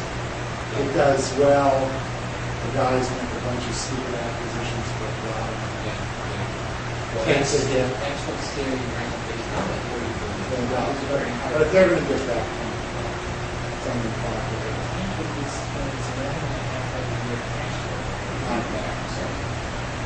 That 30 is still Going to stay there.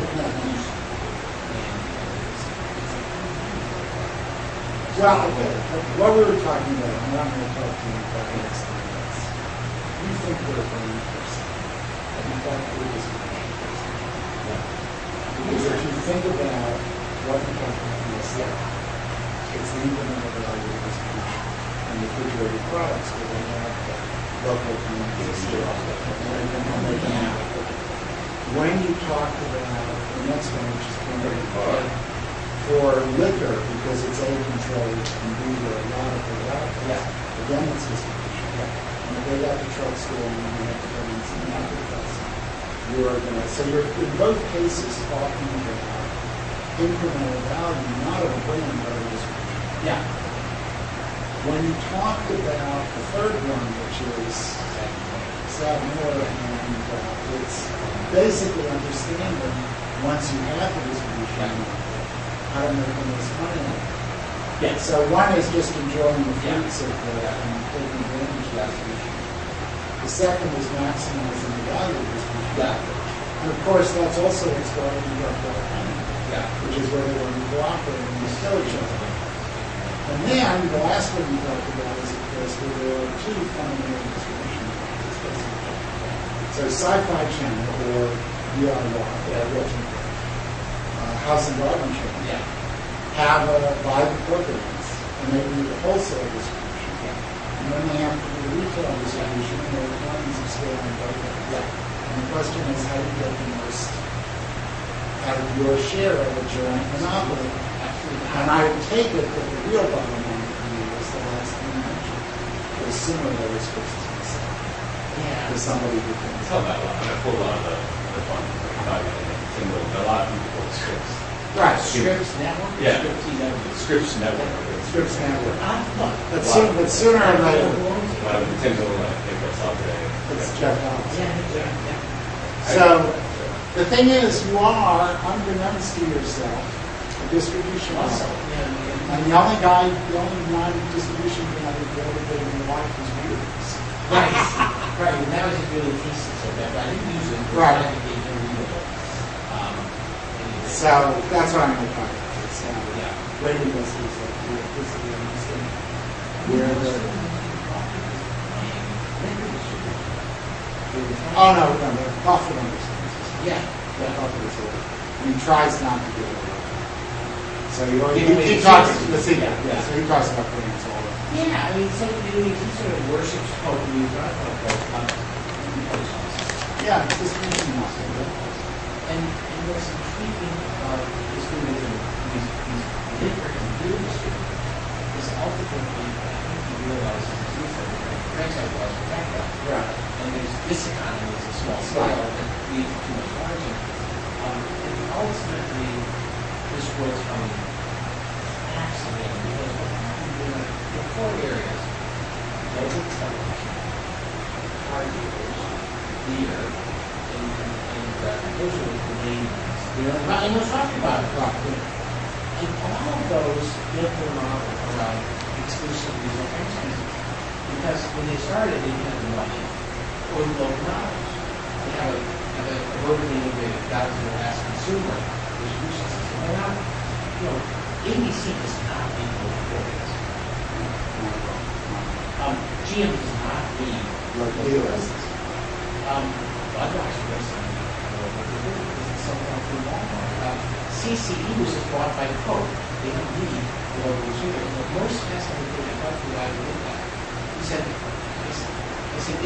wasn't the problem the increasing amount of bottles and soft drinks that are going through warehouse network? The real problem is that Walmart is the largest restaurant in North America. They sell more fountain concentrate than anyone else. And Coke deals directly with Walmart on the fountain. But they had to go through 50 different local bottlers to fill up the store with bottles. And they just couldn't get the pricing they wanted to at all. Well, the reason it's not that simple. I mean, the reason they did CCE is not a lot of little bottles. No. One big Yeah. So why that's not an argument for running CCE. Yeah. The reason they did CCE was that they could not control the sales. So what they did was they stepped away from the competition. And they entered the year where the stuff was owned by this family in Tennessee. Yeah, yeah, And they loaded it up with debt, so the problem was never going to be replaced with it. yeah. Oh, And then I see. Pepsi did the same thing. Yeah, And now they seem to be better able to get along with Pepsi. The inefficiencies of that now Yeah. is essentially the control feels like I guess. yeah, We just want to go to war with yeah, Pepsi yeah, yeah. as outlived its usefulness. Gotcha. So now they can be more rational from the. For the whole trade. product, Yeah. the whole thing. But I love this notion of these exclusive franchises, which lived well during the day of limited regional knowledge, where you had no idea what the consumer preferences were, you didn't have that on cheap, they were rich, and you had the ability to do it, they had information systems that were sending them out, and the arcane legacy. Well, in fact, in Europe, So is this a market for the second movie? if you read the book on competition in Mr. Book, We talked about that. yeah. Does that extend this model to everything? Yeah, but like in terms of like like the emerging markets basically who have distribution networks. Yes, of like, course, take over of that course. market. When I go to India, what do you think I tell them to do? Buy each other. No. This buying crap in the market. No, dominate local markets. Yeah. So for either whether it's healthcare or drug distribution or soda distribution or anything, you pick a geography and dominate that first. And then when you do branded products, pick a narrow niche and dominate that first. Dominate it.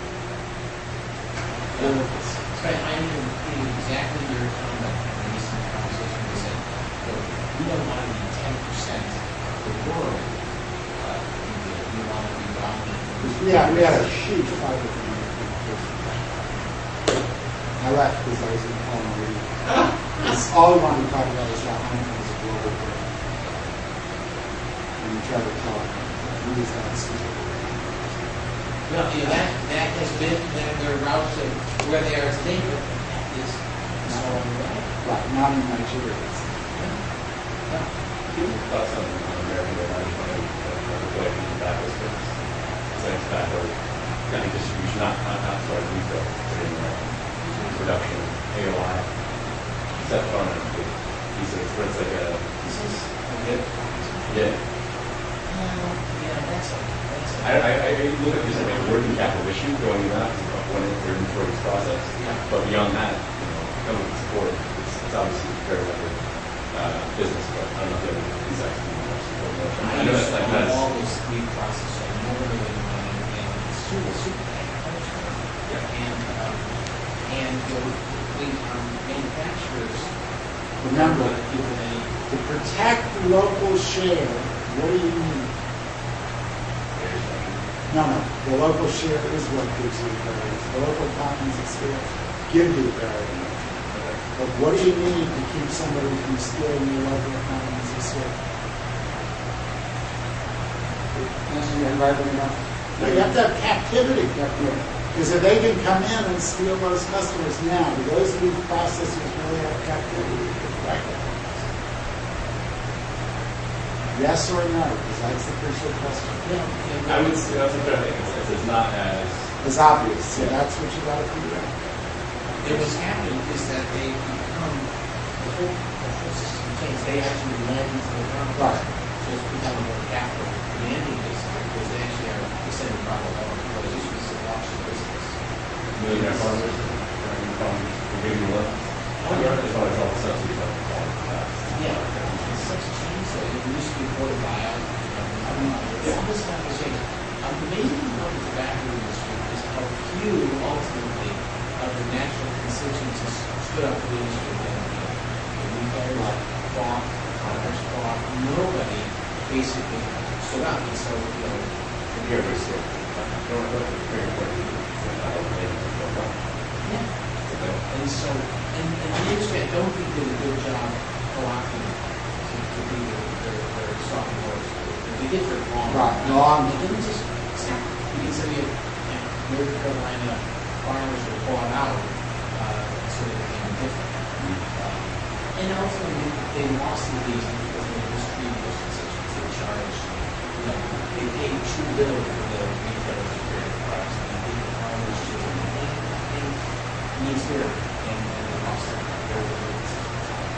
But naturally, you're aligned with that, a lot of votes. Anyway, Scott, why don't you, if you want to write a paper for this class, about the process. Very It's interesting. a good evaluation. I mean, Right, and you know, but what make sure it's worked out. and you know what the crucial questions are. And you got some great variety. You got Universal, which is the keynote, which does all of the Universal business. You got AOR, which is right before. Then you have the residual that's still processed by Rams itself, which is free to go to the wrong place on the country, maybe at your scale. It's a very scale as a business, and it was very interesting because they had these facilities that were all used 3 months of the year. And so they constantly tried to figure out ways to do year round. Yeah, sorry, it's serious working at the time. Yeah, and Buffett, once made the point about seeds, Chuck, he said, in order to make a good return on annually, so you want to lose money a year. Because he realized that you can't think about seeds as dead weight in the 11 months that it did no wrong. Because it had that credibility that when you went there for 1 month and you had to buy stuff, that you felt comfortable doing. If they had taken the fact that it was empty for all those months and said, I don't really go to this garden, let's have coffee here, because otherwise we hire these people, they come in, they just have a single stick can for 4 months in a row. Why do you want that dead weight? And Laura's point was, because you make so much money when you make it, that you have to retain that credibility, you can't mess with it. Even though from a consultant's perspective, when you say, oh, I didn't really improve from this here for the months. HR Rock the same problem. Why do we go into retail software and we're only this one? Because they're not programmed. So you use those people for 11 months of the year and just keep them doing this stuff. And this business is often stumbling because I've been wanting other businesses to sort of give them activity over the 9 months to year factors process. And then that's a bane of businesses that to make money for the whole year, you have to pay money for investment. And the problem is that when you get to the level loan, you don't get paid. And they're announcing it. Right? You got to announce it. And then something like that's So you've got all the issues of splits. Okay. That's a good one. Scott, it's a good idea. Let me see. We'll send it to you. If you have any questions, we've had a dialogue with Universal for a long time. I haven't looked at their life since I lost an enormous amount of money years ago. It was dying, and there was a month lost it, and I lost more money than I stopped. So we're thinking about it. And again, I thought, it's a good idea. Yeah. Well, again, nothing's a commodity. There are economies of scale on the side. Yeah. And you don't have a good unit on it. I mean, again, House and Garden Network is a lovely little network. You have a house program where the obvious outlet for it, you have much more exposure. They're going to pay more for the best programs. It's a fixed cost. Everything about it is lovely, except, as the question raised tonight, if on the other side you got another monopoly, More power. it's a tough balancing act, and that may be the issue with these tobacco processes. We certainly not announcing to buy. Yeah. And if those buyers cooperate, you look like the But I'll tell you something, if you want, the head of international, of course, recognizes that they, Philip Morris, got themselves badly short week over the last 18 months, and he threw their teeth for it. And he's just so vivid about being held up of tobacco leaf merchants. But he says we have to better understand that they have to make a regular living, and they can't expect to gouge us when we're short because we have our members. And so the ultimate message is that you should be allowed to make a reasonable return, no more than that. And what's the part of the strategic behavior force that's about? And you should be able to make, A reasonable, and how do you Yeah. define a reasonable outcome? how you find a reasonable outcome. Well, you guys will do well to read this book. I read your conversations at the. Right, okay, so what's the chapter that tells you how this is going to work out? It's the bargaining chapter. And what is the bargaining? Better pricing, better corporation pricing. Well, it's partly that, but it's also that you maximize the joint profit, which the tobacco companies do. And then you divide it up. And what's the first principle of dividing it up fairly? No taking any pressure. Well, no, how do you define the fair share? What's the Market share. No. It's realistic. The first thing you have to look at is nobody takes home from it. Everybody takes home from it what they bring. So whatever the non-cooperative equilibrium is, that's what people have to start with. Okay? So if the tobacco companies have lots of alternative sources of tobacco in the non-cooperative equilibrium, how much money do the leaf suppliers get? Not a lot. None. You get a competitive return, that's it. Okay, so it's the back end. And that's what you have to think about first, too, if this is argument. And what's the second principle? Jump in! Jesus. If above the threat point, things look symmetrical, how do you divide the jointly dependent thing? Equally. And then what's the third principle? Now you get it. If they're big and small above the threat point. So those opportunities set for $1 uniformly bigger than the other. That's it. No. You divide it proportionally to the level of the opportunities. Okay. Sure. Read that chapter. I think we're always on the lookout for our unfair share. That's what. Right. That's what But in the long run, the tobacco guys, in the long run, you should, you engouge them with their own. Yeah. And if you can get resources based on the hope, Yeah. if you're going to get more than your fair share over a long period of time, you're going to lose money because you spend these periods of non-agreement when everybody gets it.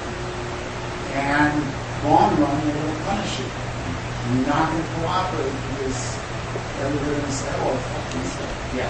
So that's why understanding these principles of fair share. And the beauty of business also, is that tobacco is probably less than 3% of the manufacturing cost. Cigarettes are what they should really value is consistency of product, certainty. Quality. But what manufacturers really care about is the bad batch.